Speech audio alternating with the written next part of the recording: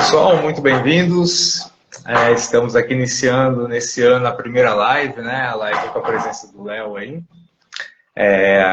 Para quem não me conhece, eu sou o Josué, sou coordenador do Polo Unicel Cantos do Amanhecer. Fica localizado aqui na região do Campo Limpo. Campo Limpo, Capão Redondo, né? Aquela região. E essa é uma live, deixa eu ajustar aqui. Aí. Essa é uma live que estava programada já há algum tempo, né? Infelizmente, a gente teve alguns problemas aqui no Polo em relação à internet. Quando voltou à internet, tivemos problemas de aplicativo, mas agora a gente conseguiu aí achar um espaço aí na agenda do Léo e a gente está fazendo ela, tá? Quem me acompanha nessa live é o secretário acadêmico da Unicel aqui do Polo, Cantos do Amanhecer, o José Augusto, ou vulgo Augusto, para alguns é José, né? Para outros é Augusto. Tudo bem aí, Augusto? Boa noite, né, a todos. Uma grande motivação, né, nós estarmos aqui realizando a primeira live aqui nossa, né, e que seja um sucesso. E parabenizar a todos. Era só um pouquinho, Augusto. Muta o seu microfone aí. Então tá. Nossa, então eu fechei o meu aqui na hora que estava falando, mesmo assim deu microfonia. Mas enfim, tudo bem. Léo, tudo em ordem aí, Léo? Tudo tranquilo e com vocês? Tudo bem, tudo certo. A gente vai iniciar falando rapidamente sobre o projeto Unicel, tá? Essa live vai ficar aqui vai ficar salva aqui, né, no Instagram do Polo. O projeto Unicel é uma parceria na verdade, nasceu como UAB e depois ele recebeu também, abarcou aí a Unicel, né? É um projeto de ensino à distância de universidades públicas em parceria com o governo federal e municipal na cidade de São Paulo, onde os CELs recebem os cursos na modalidade à distância de universidades parceiras. No caso aqui do nosso polo ele recebe, por enquanto, só os cursos da Universidade Virtual do Estado de São Paulo, a Univesp, e nós temos cursos aqui em 3 eixos: eixo de licenciatura, eixo de computação e o eixo de negócios, tá? Você pode acessar aí as nossas redes, nosso Facebook, nosso Instagram e também as redes da Univesp para conhecer melhor, se aprofundar melhor nos cursos. Esse ano nós tivemos já um vestibular que ocorreu nesse domingo, dia 28 de maio, e em agosto receberemos aí alguns novos alunos, né? O Léo também conhece a Univesp, né? No momento ele não está, mas ele já foi aluno. E aí agora a gente vai partir aqui para a nossa live. Essa live, ela foi motivada, só arrumando aqui, ela foi motivada por muitas situações que a gente tem online, né? Hoje, principalmente, a gente tem alguns problemas de segurança e de privacidade que a gente não está muito acostumado ainda, talvez, a gente às vezes se vê vítima disso, tá? E aí eu trouxe o Léo, que agora vai se apresentar, pode se apresentar, Léo. Ele estuda tecnologia, né? Ele é um programador, e ele gosta muito dessa área de cybersecurity, segurança da informação, e ele agora está com a palavra para se apresentar e a gente já parte já para o nosso bate-papo. Bacana. Bom, então, me apresentando, eu sou o Léo, tenho 28 anos. Atualmente moro no Guarujá, litoral de São Paulo, e atuo como programador numa empresa de bem-estar e trabalho dando aulas de programação de forma particular. Inclusive, olá, alunos.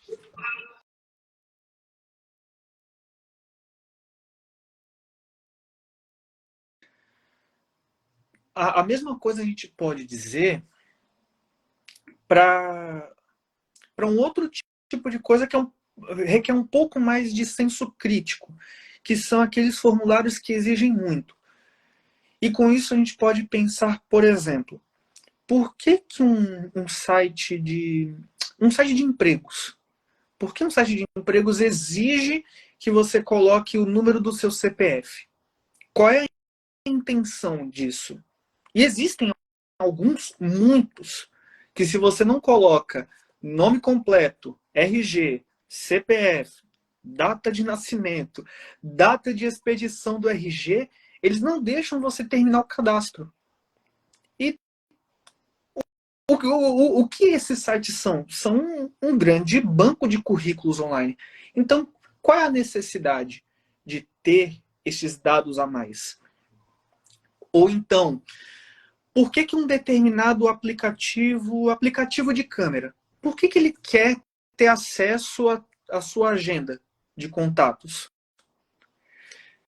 Tudo isso para dizer que quanto mais dados nós passamos, e sem saber, ou sem ler os termos de uso, mais nós ficamos expostos. Quanto mais permissões nós damos, mais nós ficamos expostos. E a forma de reduzir essa superfície de ataque, de reduzir o como nós podemos ser atacados, é justamente tendo esse senso crítico, de olhar e falar, ok, por que uma empresa que eu nunca ouvi falar está me ligando falando que eu estou devendo eles? Ou por que eu recebi esse e-mail dizendo clique aqui agora? O golpe que está acontecendo essa semana, do imposto de renda, dizendo que você caiu na malha fina e aí tem que clicar no link para enviar os documentos para a Receita Federal não abrir um processo ou algo do tipo. Isso é também você cair em alguns gatilhos do golpe, desses criminosos, dessas pessoas que estão tentando roubar os dados. Às vezes é justamente pegar pela urgência e meio que apaga o cérebro, né? Você fica tão desesperado por resolver uma situação que você entra num desespero de, não, eu preciso resolver agora.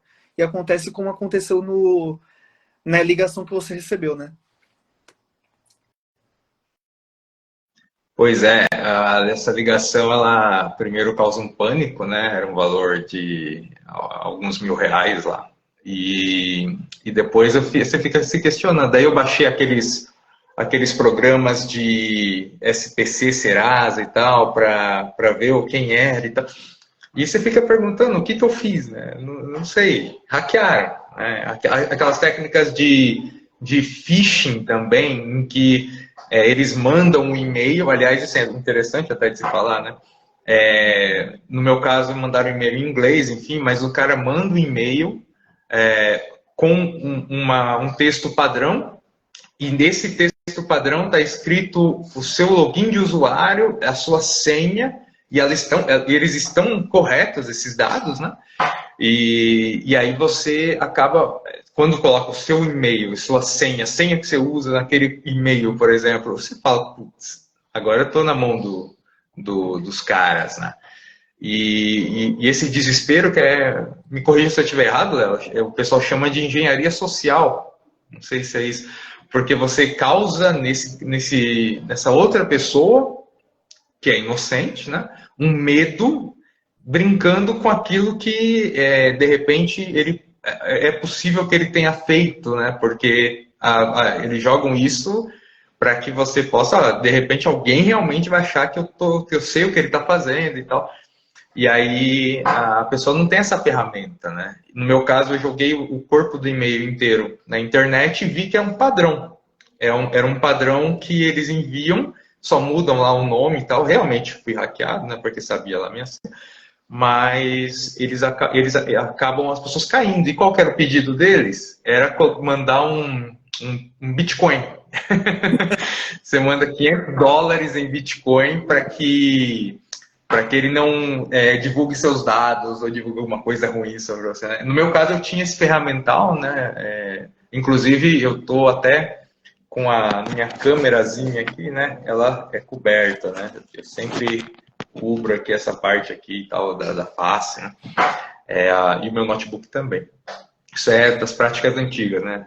De coisa mais analógica possível, né, de fazer. É um hábito, Faz né? tempo, né? Que a gente vai adquirindo.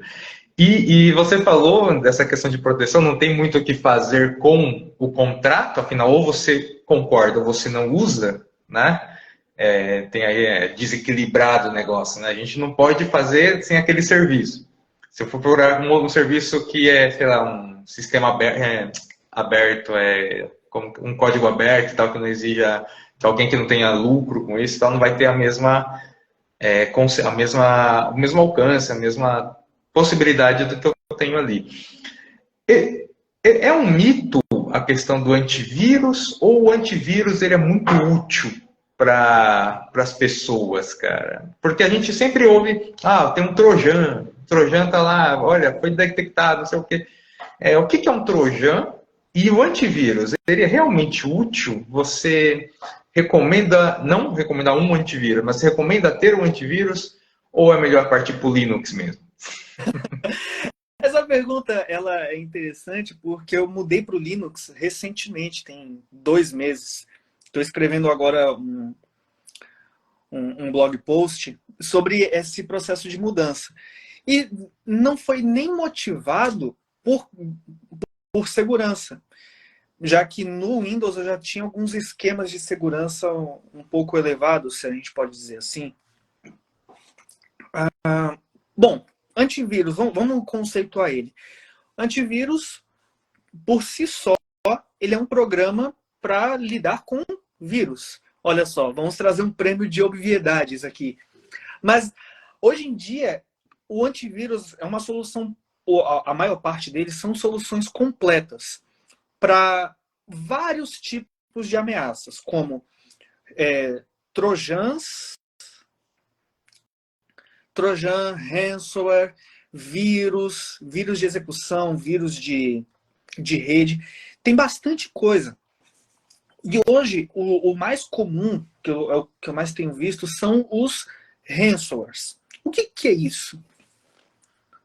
O ransomware, ele é basicamente um programa, um vírus, que ao infectar a sua máquina, ele começa a criptografar tudo. Talvez num computador pessoal, isso não tenha um efeito tão grande. Afinal, em geral ali tem algumas fotos, algumas músicas, talvez alguns documentos, mas formatou, tá tudo tranquilo. Aonde que isso acaba pegando bastante? No ambiente corporativo, onde você tem vários computadores ligados em rede e combina um ransomware com um Trojan, que é um vírus que se replica por toda a rede. E aí a gente tem um problema. Um Trojan, um ransomware, se multiplicando por toda a rede e criptografando os arquivos corporativos, como planilhas financeiras, dados de clientes. E aí, o antivírus ele pode ser muito útil, desde que o usuário também saiba que não dá para a gente confiar que só porque eu mandei um e-mail antes para um usuário, para um amigo meu, ou para um cliente da minha empresa, eu vou aceitar e vou receber anexos daquela pessoa. Eu não posso confiar que simplesmente aquele e-mail, aquele anexo, tá tranquilo, tá limpo. A gente precisa, novamente, do senso crítico de saber, não, e se o computador da pessoa está infectado e ela nem sabe? Ou se ela está agindo de má fé? E aí, nunca baixar esse tipo de programa, de arquivo no computador. E sim, antivírus é ótimo. Precisa. Pô, a pergunta que você lançou no começo é bem legal. Vamos partir para o Linux? Não, eu não vejo nessa necessidade. O importante é a gente ter o senso crítico de, não, eu não vou baixar um programa pirata, eu não vou entrar aqui no The Pirate Bay, eu não vou procurar como baixar o Minecraft 100% pirateado, ou o The Sims com vida ilimitada, ou o Office total liberado. E aquelas frases que ficam, né? Total liberado 100% 2023. Nesse caso, o barato vai acabar saindo caro. É importante a gente pensar que o antivírus ele vai cobrir uma boa superfície de ataque, mas ele não vai cobrir tudo, porque a última barreira, se a gente pensar em uma análise completa, é o próprio usuário. O usuário está ali e com o senso crítico dele, espera-se que ele consiga perceber quando está sendo alvo de ataques, muitas vezes, muitos deles simples. Então, eu ouvia isso, né? Por isso que eu repliquei para você. Não, antivírus não adianta e tal. Eu tenho lá o próprio do Windows, né? Baixava alguns e tal. Tem os pagos, né? Que o pessoal, principalmente os pagos, o pessoal fala, não vai pagar antivírus, os caras não vão. Enfim, né? Mas que bom, cara. Que bom, porque pelo menos há uma barreira. Talvez, vejamos assim, ele te protege enquanto você não está vendo e nem está atuando sobre, né? Aquele botãozinho. Quando você tem a opção de clicar, aí talvez ele não possa te salvar daquilo que vai acontecer, né? Quando você resolve clicar naquilo. O Augusto fez uma pergunta aí. Hoje, talvez a gente dê um pulinho, né? Depois eu volto aqui, mas a questão é... A gente está, vamos dar uma aprofundada, a gente está vendo hoje a chamada deepfake, ou deepface, é deepfake, né, se eu não me engano. Isso é interessante, porque da mesma forma que talvez esses termos de usuário, termos de serviço e tal, que a gente aceita, tem defesa contra isso, cara? Com alguém pegar, por exemplo, o meu rosto aqui e fazer alguma maldade, né, colocando meu rosto de alguma forma, falando coisas que eu não falaria, né? Isso está se difundindo cada vez mais. Eu ainda vejo pouco, né, mas quando dá uma rolada no Instagram, a gente vê até aquelas estátuas se mexendo, fazendo aquelas coisas, né, antigas, né, enfim, estátuas antigas fazendo movimento, falando. E isso daí é possível? Existe alguma coisa, algum antivírus contra isso daí? Ou é lidar com o que existe mesmo hoje? Tentar ser feliz no mundo trágico? Essa pergunta do Augusto, a sua pergunta, elas têm uma questão muito interessante por trás, que, respondendo de forma muito objetiva e simples, não tem o que a gente fazer. Para voz, é muito mais difícil, agora, em 1º de junho de 2023, ainda é extremamente complicado fazer essa simulação, você simular a voz de uma outra pessoa. Com imagem é relativamente mais fácil, né? O exemplo das imagens, da estátua se mexendo, a boca mexendo, porque você tem uma boca e tem 8 bilhões de pessoas no mundo com boca, então é relativamente fácil você captar imagens com bocas mexendo de todos os jeitos possíveis e replicar isso numa estátua é fácil. Voz que não. Voz, você precisa da voz da própria pessoa para entender o timbre, a entonação das palavras, para não parecer artificial. Mas para fazer um deepfake seu, da sua face, também precisa de muito material, porque apesar de termos 8 bilhões de pessoas com bocas, narizes e olhos, você não tem 8 bilhões de Josués no mundo. Tem um Josué. Então, esse Josué precisa ter milhares de horas, muitas fotos, de todos os jeitos, com essa face mostrando para o mundo, para conseguir criar o movimento. Mas com a voz, ainda fica robótico. Então, quanto menos fotos, menos chances deles me pegarem, é isso, né? Quanto menos vídeos, quanto menos filmes, quanto menos áudios, é mais difícil deles me pegarem. Significa que a alta exposição, por mais de bom bom grado, assim, a intenção que seja boa de você registrar seus momentos, ela fornece esses dados, isso eu não sabia, falar a verdade. Uhum. O fato, por exemplo, de eu pegar o Léo e ver vários vídeos dele, fazer uma inteligência artificial, pegar aqueles movimentos,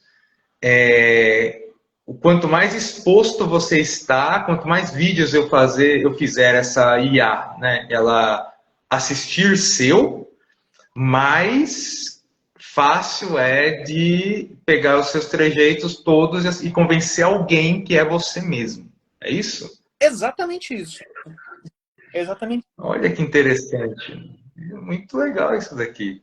E tem um perfil aqui no Instagram, lá no YouTube, de um rapaz que ele é especialista nessa tecnologia no Brasil. Inclusive, ele utiliza essa tecnologia também para fins profissionais com coisas boas. Ele se chama Bruno Sartori.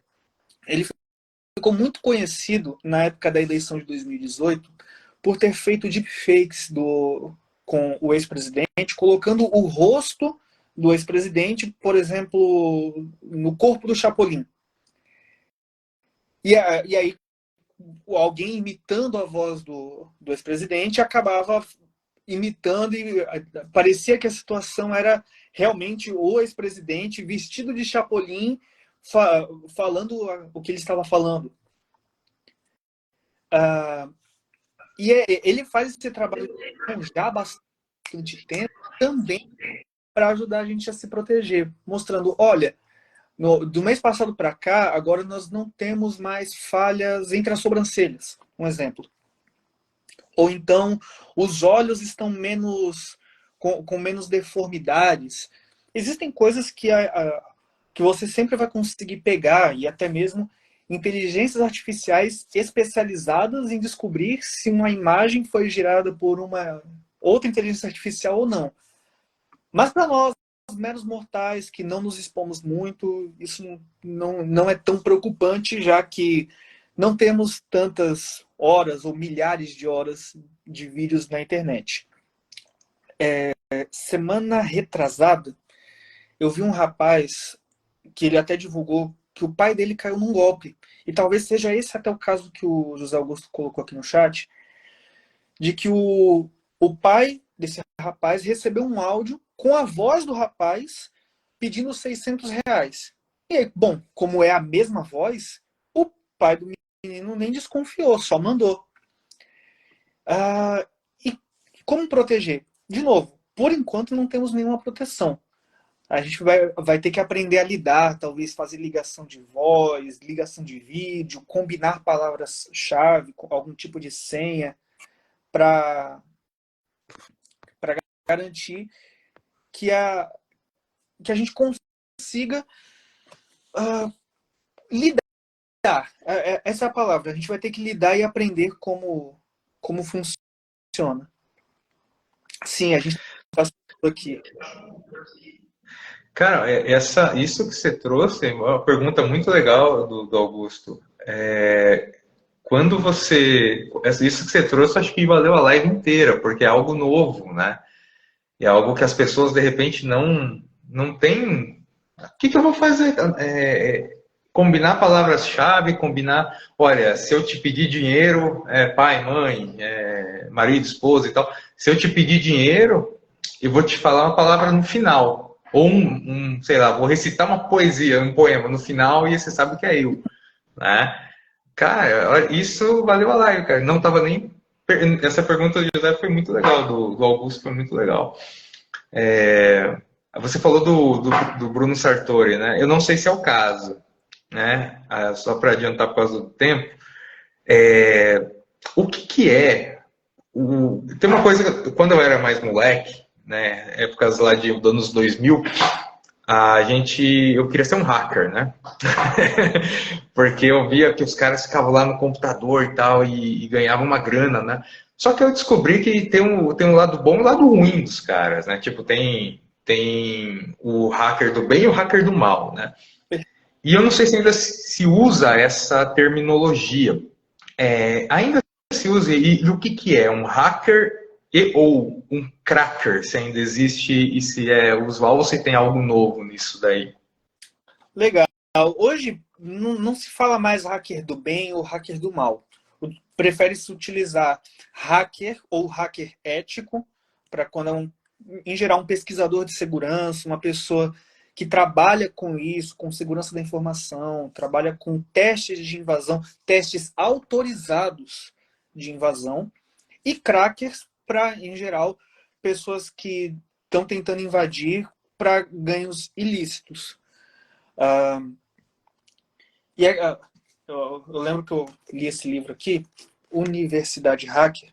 Foi meu primeiro livro de tecnologia focado em segurança da informação. E nele tem mais coisas, como, por exemplo, Script Kid.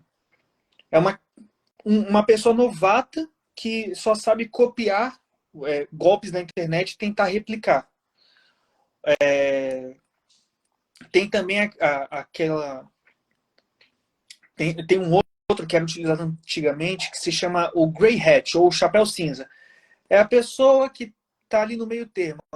Ela, às vezes, faz coisas boas, às vezes é hacker ético, mas também, às vezes, ganha um dinheiro ali por trás, fazendo com ganhos ilícitos e tudo mais.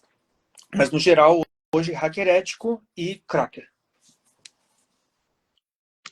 Então ainda se mantém, né, o cracker, né, e o hacker ético é o cara do bem, que faz lá os testes de... eu conheci os termos, agora não vou lembrar, mas só que é teste de penetrar na rede, né? É o pentest, isso. Teste de penetrar na rede. Então tá. E essa área da segurança da informação, ela é uma área hoje, acredito que ela esteja em alta, né? Mas existem algumas sub-áreas dentro dela que você indica, ou ela é uma área... Porque, assim, essa live pode ser vista, muito provavelmente, por alunos nossos, inclusive, que nós temos aqui os cursos da área da computação, engenharia da computação, TI, e o outro Augusto vai me salvar aqui porque eu estou nervoso. A gente tem esses cursos aqui, né? E a ciência de dados, lembrei, ciência de dados. E os alunos, de repente, podem usar esses conhecimentos para se direcionarem, né? Eles são ainda alunos de graduação. Existem algumas áreas aqui que você indique, assim, dentro da cibersegurança, ou é algo mais geral mesmo? Essa é uma pergunta difícil, porque a área da cibersegurança ela é muito extensa. E ela envolve muitos conhecimentos específicos, né? Se a gente pensar que... Vamos pensar do ponto de vista de sistemas operacionais. Quero criar algum tipo de ataque focado no Android.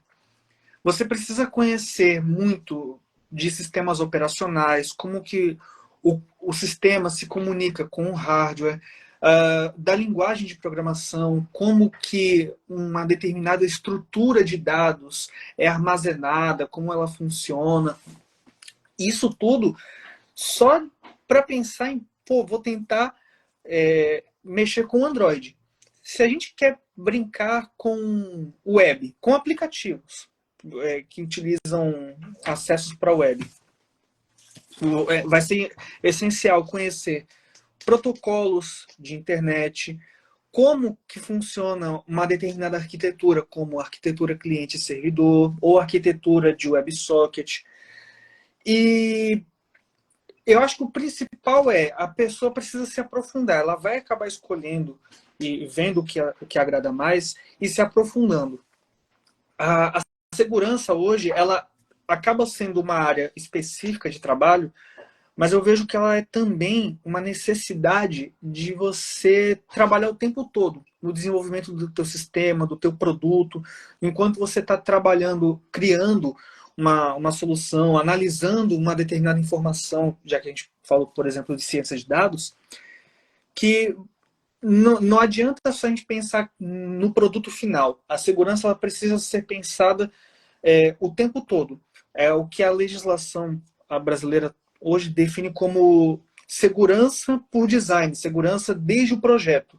Os dados, as informações, elas são seguras desde a sua concepção até a execução e até mesmo depois, se o produto acabar morrendo. Caramba, é mais ou menos o antever o problema para conseguir evitá-lo, né? Sem passar por ele, né? Exato. Muito interessante, muito legal. Então fica aí essas dicas aí para quem ainda está no curso, está na graduação e ainda vai se ver diante dessa questão, né? Para onde eu vou depois no mercado de trabalho, o que me espera, né? E eu tenho aqui algumas outras questões, o tempo aqui a gente vai só até as 20, tá? Então eu tenho aqui mais algumas questões. A gente já tratou de engenharia social. Tem uma frase que eu acho que a gente já deu uma pincelada nisso, mas tem uma frase que diz o seguinte: se você não está pagando pelo produto, você é o produto. Uhum. Né? Eu acho que tem que passar por uma educação, talvez seja necessário uma educação para as redes, né? Ou então uma educação para a internet, que, por exemplo, a gente abre o Google hoje, o Google tem um serviço, ele nos dá um serviço. Eu quero alguma coisa, Google, e ele busca isso para mim, né? O Facebook, disseram ontem no congresso, o falecido, né? Mas o Facebook, o Orkut também era assim. Você acessa de graça tudo isso. E como você disse aí no começo do almoço grátis, né? Que ele não existe, alguém está pagando por aquilo, né? Essa frase talvez seja isso e talvez você concorde com esse ponto de vista. Nós estamos sendo, e quando eu falo nós, quer dizer, nós estamos pagando por esses serviços com os nossos dados. É isso? É isso que a gente faz quando a gente clica lá no Eu Aceito? É pagando esses serviços com os nossos dados? Olha, sim. A gente tá vendendo a alma e como ninguém leu aquele contrato, a gente confirmou que vendeu a alma, vendeu os dados, vendeu tudo. Sim, eu ainda concordo com essa frase de que ela não existe almoço grátis e que se você não está comprando, não está pagando, o produto é você. Os dados, todos eles acabam sendo utilizados em alguma forma para gerar anúncios. Vamos lembrar que aqui no Instagram a gente recebe anúncio todo momento. E como que o Instagram sabe que, poxa, de repente eu quero agora comprar uma geladeira que tenha televisão e que seja 110. E de repente apareceu esse produto para comprar. Por quê? Você, em algum momento, de tantos dados, tantos pontos de coleta, de tanto ver vídeos com review de geladeira, ou porque você está seguindo pessoas que falam muito de geladeira, o Instagram percebeu e falou, opa, acho que essa pessoa talvez esteja interessada numa geladeira. Não, o Instagram não te ouviu, o Google não te ouviu, isso é um mito. Não tem como eles saberem, porque senão isso é até facilmente auditável. Você teria um alto consumo de dados móveis, de Wi-Fi, que dá para você verificar lá na parte de configurações do celular. Isso não existe. O que existe é que, como existe tantos pontos de coleta, existem tantos locais que a gente dá informação de graça, uma hora eles começam a exibir esses anúncios. Há alguém pagando para exibir anúncio para você. E não para você especificamente, mas para um grupo de pessoas que agem como você. E aí é com esses anúncios que essas empresas ganham dinheiro. É uma escala infinita. Então, você acaba de quebrar o mito de que o Google ele está ouvindo através do Android, o que eu falo com a minha esposa em casa. Não, mais fácil a gente conseguir provar a teoria. Não.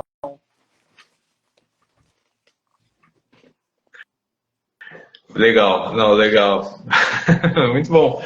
Eu tinha muitas perguntas para você, mas acho que dá para fazer uma que talvez você nos responda assim. Você falando, eu lembrei de uma palavra, um termo, para quem é leigo, né? E nesse caso eu sou leigo também.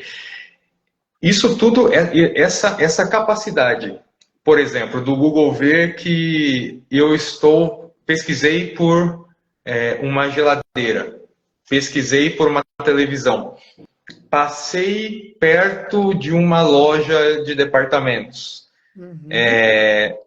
Essa capacidade de cruzar dados, olha, ele está ali, ou então ele está perto, ou então, olha, essa loja fez uma promoção, mesmo que eu nunca tenha entrado na loja, mesmo que eu nunca tenha clicado em colocar no carrinho e tal, mas isso tudo é o que a gente chama de Big Data? Sim, exatamente isso. Você ter um grande conjunto de dados e a capacidade de cruzá-los e tirar correlações, tirar informações que façam sentido, que possam agregar valor, né? Você possa ter alguma extração, ter algum lucro, seja ele um lucro financeiro, um lucro para melhorar a sua relação com o cliente, com o usuário e por aí vai. Porque isso é legal, porque às vezes eu ficava tentando entender o que era essa Big Data, mas agora com você falando, isso foi bem legal mesmo. Eu estou tendo uma aula, né? E fica muito legal, Léo. A sua didática é muito legal também. Bom que você saiba. O Big Data é esse entrelaçamento de informações e a capacidade de raciocínio da máquina. Raciocínio da máquina é legal, né? A capacidade de processamento da máquina de fornecer para mim algo que o cliente dele, que é aquela loja de departamentos, por exemplo, quer que eu compre. Então, ele é o meio de campo entre o cara, a Big Tech, tudo bem, né? Em grande empresa de tecnologia, sim. Mas o Big Data, na verdade, ele é esse aglomerado de informações que essa empresa acessa para poder fornecer o serviço dela, que quem a paga não sou eu, quem paga por ela é o anunciante. Né? A mesma coisa que a televisão, mas de uma forma mais, acho que mais ampla. Né? E personalizado. Muito personalizado, que é o grande diferencial, né? Porque a televisão ela é massificada, né? A internet ela quer, eu quero aquela geladeira com luz azul e parede preta por dentro, né? Então ela vai oferecer aquilo lá. Perfeito mesmo. Tem uma pergunta muito legal, Augusto. Não temos mais anônimos nas redes sociais? Não. Infelizmente não. O que a gente pode fazer hoje é tentar minimizar essa superfície de ataque. Então, um caso que eu acabei fazendo lá no começo, no já longínquo 2011, quando eu criei a minha conta no Facebook, era, não, vou colocar aqui tudo que eu faço, todos os livros que eu já li, todos os filmes que eu já vi, vou marcar os lugares que eu já fui, e vou marcar todos os meus parentes para fazer correlação, ficar bonitinho, porque eu gosto do meu perfil organizado. E aí eu olhei, depois de um tempo, falei, tá, mas e se alguém olhar para isso aqui e perceber e começar a fazer esse tipo de correlação? Isso já em 2013, 2014. E foi aí que eu comecei a apagar essas informações. Talvez a melhor dica seja evite colocar informações nas redes sociais, evite colocar informação em sites que você não quer, porque é simplesmente o que eles estão pedindo. Se você conseguir evitar, olhar e falar, pô, eu não quero ter que colocar o meu endereço no aplicativo de câmera. Não há essa necessidade. Então, se você conseguir evitar, ótimo. Já vai ajudar bastante a evitar esse tipo de coisa. E aí, pontos sensíveis, né? Como, por exemplo, a sua liberar a permissão de câmera, a permissão de microfone, não colocar em redes sociais, não falar, mas de marcar, por exemplo, no Facebook, qual é a minha posição política. Mesmo porque isso atualmente é um dado sensível pela legislação brasileira que a empresa precisa cuidar com ainda mais cuidado do que outras coisas. E, bom, dado histórico do Facebook, eu não acho que seja tão bem cuidado assim, não só dados sensíveis, como dados em geral. Mas fugir do Big Data, ficar completamente anônimo, hoje em dia é impossível.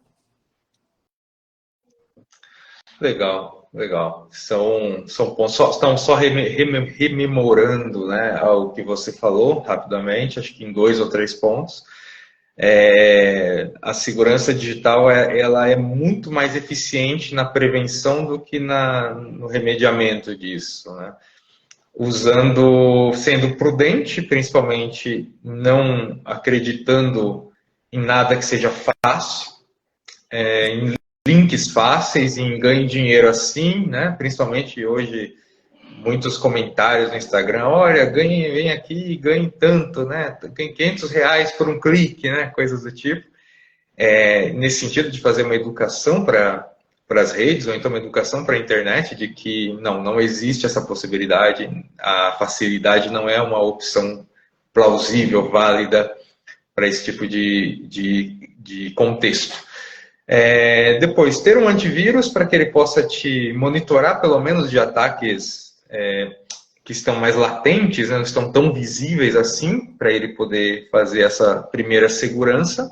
Uhum. E desde o começo, né, tentar não dar informações desnecessárias para qualquer site, para qualquer aplicativo, né, tentar evitar dar informações, inclusive, na medida do possível, que a maioria das pessoas não quer e não vai fazer assim, mas isso relacionado a fotos, vídeos e localizações, né?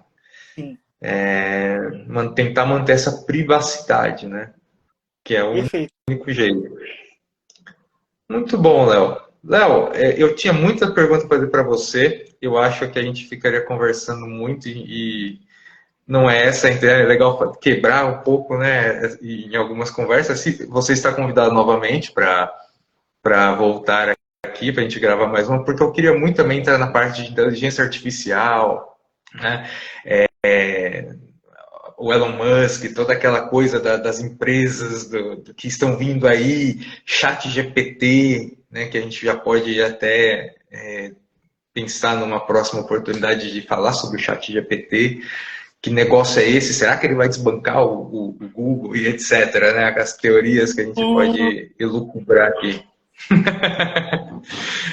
Mas eu quero agradecê-lo principalmente. A gente estava tentando fazer essa live, né, para a gente iniciar até um primeiro passo aqui no Polo e você atendeu prontamente desde o começo. Eu sou muito grato, de verdade, a isso. E eu espero que você retorne quando... Eu vou fazer o convite de novo, espero que você aceite, tá bom? Para que a gente possa gravar mais episódios aí. Beleza. Você quer deixar algum tipo de contato teu ou não precisa? Um Instagram, alguma coisa? Bom, o Instagram já tem aqui o perfil conversando, Carvalho_Léo. Eu uso pouco rede social. Estava utilizando há um tempo atrás bastante o Twitter, mas até lá eu parei de usar. Mas, de qualquer forma, todas as minhas redes, todos os meus contatos, eu deixo no meu site, leocarvalho.dev. Por lá, em algum lugar você vai ter que me achar. WhatsApp, Telegram, Instagram, Twitter, Facebook, LinkedIn, currículo Lattes, sinal de fumaça. Alguma coisa você vai conseguir falar comigo. Maravilha. Muito obrigado. leocarvalho.dev. Dev de desenvolvedor, né? Developer. Tá, ainda lembro de algumas coisas. Mas valeu, obrigado quem está aí, quem está assistindo aí. Isso tudo vai, de fato, para os nossos alunos aqui, em todos os eixos, como falou o Augusto, isso vale para todos os eixos, né? Não só para o pessoal da computação, e o pessoal da computação pode aí usufruir dessas informações para se aprofundar ainda mais. Obrigado, Léo, valeu. Obrigado para quem assistiu. Um abraço a todos e a gente se vê na próxima live.